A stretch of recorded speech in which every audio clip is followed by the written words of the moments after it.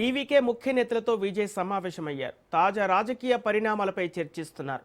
తమ ఎమ్మెల్యేలకు టీవీకే అధిష్టానం నుంచి పిలుపొచ్చింది. ఎమ్మెల్యేలు ఎవరూ ఆందోళన చెందాల్సిన అవసరం లేదని విజయ్ పేర్కొన్నారు. ఖచ్చితంగా మన ప్రభుత్వమే ఏర్పడుతుందని విజయ్ ధీమా వ్యక్తం చేశారు. ప్రలోభాలకు ఎవరూ లొంగకూడదన్నారు.